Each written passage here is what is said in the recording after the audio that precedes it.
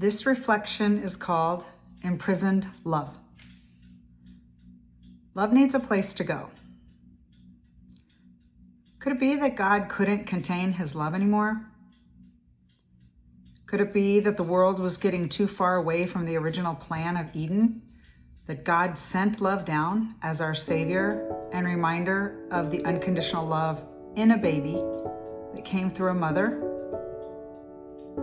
Could that incarnation be the archetype for the entire rescue plan for salvation for all?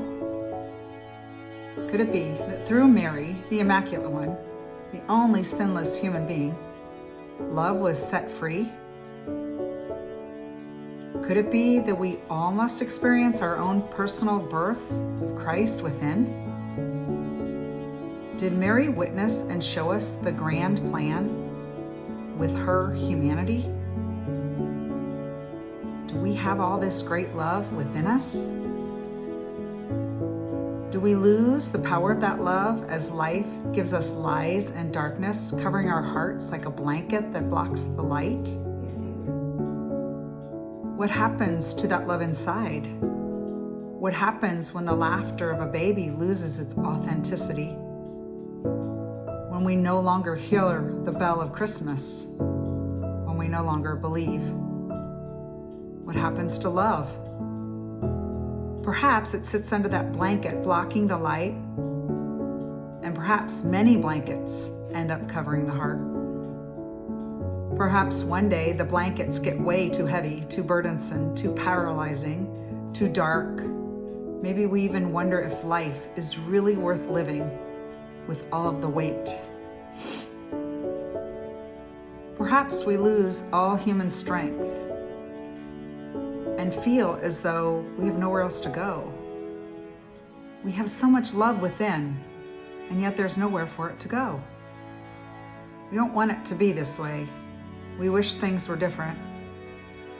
The pressure inside becomes problematic, leaving us lacking hope and feeling unloved. What would happen if we woke up and recognized that those blankets are in the way? What if we removed one blanket at a time, or possibly all of them at once? A surrender, a letting go, a shift in thinking. Any way to open up that love pressure that is threatening to kill all life energy that sits inside. Removing the blinders and look to love something, anything. A sunset, a memory, words that resonate, a bird, a dog, a human. Once the love pressure valve gets released, it is possible to just keep seeking ways that allow love to find places to land. If the human can reject the darkness and look for truth, they will find that love that was always there. Love has been kept in bondage, and until it is given freedom to love the way that the human was designed to love from their conception, it is trapped in a darkness, in a false reality. The Word tells us that from the beginning of every human life, a person is hardwired with holy, abundant truth. I call this the true self. The truth self's love output gets corroded by the lies of this world, and then the false self enters our minds and our egos take control. The ego wants to believe all kinds of lies. It promotes independence, power, control. No need for anybody else. Money rules. The ego intends to shut out relationships, reality, and love. The movie Wicked, for Good, demonstrates the bondage of broken beliefs about love in a profound way. Consider the characters and how they projected love.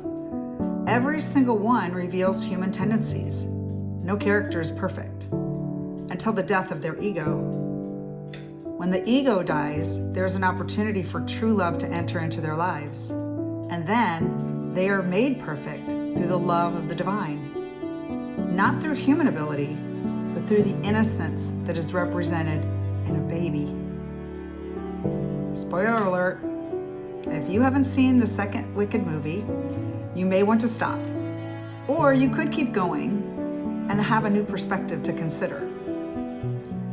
When Prince Fiero, the one who actually loves Elphaba the Wicked, but is loved by Glinda the Good, when he dies, the movie insinuates his death and portrays him as a scarecrow hanging on a cross.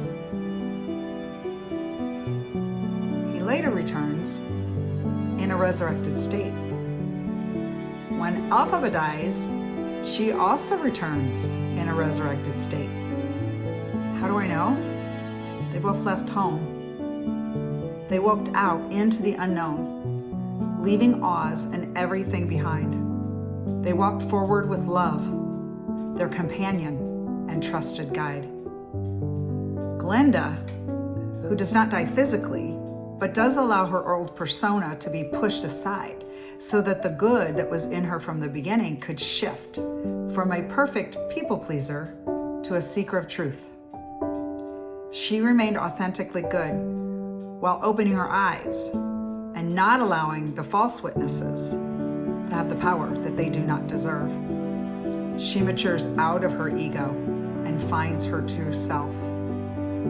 She moves out of her comfort zone, the one where we like to stay because change is scary, but her moral compass could no longer hide the lies.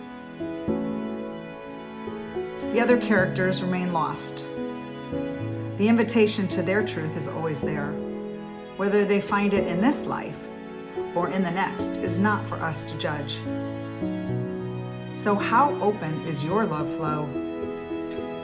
Our Holy Father would like for us to be true to ourselves, unapologetically authentic, understanding that each one of us are unique in the way our souls show and receive love.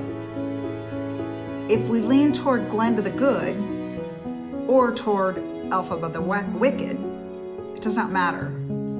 What matters is we find the answers within, because all are invited and all are included.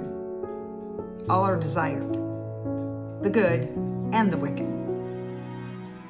The love flow comes through both, but it can only come when we allow it to spring forth from the inside. We must give our fiat.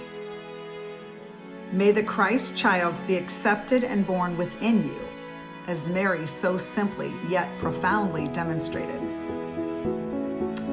If you can't even fathom giving birth, then let Joseph, Jesus' chosen father, be your inspiration. He too was intentionally designed to father the Son of God.